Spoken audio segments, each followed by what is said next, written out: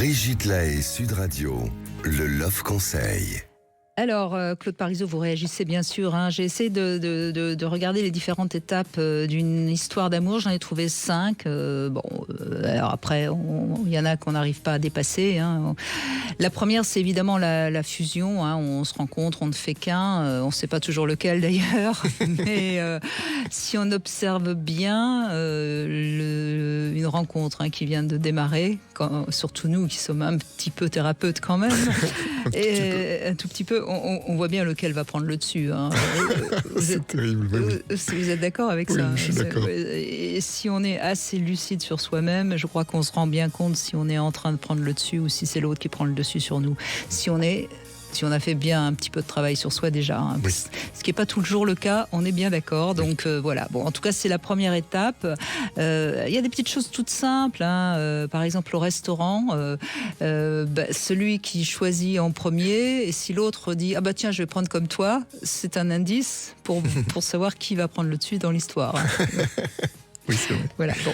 Deuxième étape, la différenciation. Donc chacun commence à s'affirmer et va tester la solidité du lien, le désir ou pas de s'engager sur le long terme. C'est une phase assez délicate qui parfois va aboutir au clash, notamment quand il y a ce que j'appelle un carton rouge. C'est-à-dire que cette deuxième étape, c'est le moment où peut-être on va se rendre compte que non, il est alcoolique, c'est pas supportable pour nous, ou il a des chats et on est allergique aux poils de chat, ou il a encore sa mère qui l'appelle tous les soirs et qu'on n'a pas envie de vivre à trois. Enfin, donc ça, c'est ce que j'appellerais la deuxième étape. Oui, la lutte de pouvoir, nous on appelle ça, c'est quand il commence à vouloir se différencier. Voilà, on n'en fait plus un. L'autre, c'est un autre. Voilà, et c'est un autre qui a un carton rouge, c'est-à-dire qu'il a quelque chose qui est vraiment pas supportable pour nous. Et c'est mieux, j'allais dire, de s'en rendre compte tout de suite de ce carton rouge, parce que sinon, de toute façon, à plus ou moins long terme, ça va nuire à la relation. Troisième étape, c'est ce que j'appelle l'exploration. Donc chacun retrouve un peu ses intérêts personnels, l'éloignement devient possible. Il est temps, dans cette troisième étape, de trouver le juste équilibre entre trop de fusion et trop de différence. C'est une étape qui est importante et qui est souvent un petit peu négligée. Enfin, je veux dire qu'il n'est pas assez souvent vraiment élaborée. Nous, dans ma carte, on la met pas celle-là. Pourquoi ? Parce que les personnes, si elles le font seules, c'est pas évident. C'est-à-dire que de dépasser l'altérité, c'est pas évident pour les personnes. Il y a souvent la lutte de pouvoir, comme on dit. Donc c'est apprendre à avoir des outils. Ils restent à la deuxième, ils n'arrivent pas à passer à la troisième. Exactement, ils n'arrivent pas à passer. Puis il y a la séparation la plupart du temps. Et c'est là qu'ils travaillent. Pour moi, c'est la période de travail, j'appelle ça, où on travaille la relation, on travaille sur l'altérité et voir qu'est-ce qu'il y a derrière. De toute façon, si la troisième n'a pas été dépassée, on ne peut pas arriver non plus à la quatrième, parce que la quatrième, c'est ce que j'appelle le rapprochement. Donc les 3 phases ont été dépassées, et le couple commence à exister, et c'est là où c'est bien 1 + 1 = 3, c'est-à-dire que chaque personne a son individualité, et il y a un couple avec des projets communs, et chacun s'enrichit de la différence de l'autre. Donc c'est l'époque où le couple peut vraiment s'engager et aller sur le long cours. C'est ça.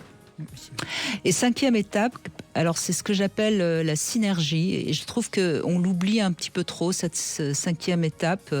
C'est là où les gens sont tous les deux vraiment engagés, les partenaires sont attentifs à l'évolution de l'autre, et c'est là où je dirais qu'il y a quelque chose de l'ordre on veut du bien pour l'autre, on l'aide à se réaliser, et c'est vrai que c'est une étape où on pourrait parler de vraiment le véritable amour, c'est-à-dire que on aime l'autre pour lui et on l'aide à être lui, et cette étape-là, c'est une étape merveilleuse qui fait que les couples sont à ce moment-là des vrais couples au sens à la fois spirituel et sociétal, quoi. Et il n'y en a pas beaucoup aujourd'hui. Malheureusement. C'est ça, et c'est vraiment ça, c'est donner à l'autre ce dont il a le plus besoin. Moi, je dis souvent, se donner à notre partenaire... Ça devrait être ça, le véritable amour. C'est ça, l'amour, c'est... Et sans se soumettre. C'est important parce que des fois, il y en a qui vont le faire, ils vont tout donner, mais ils oublient leurs propres besoins.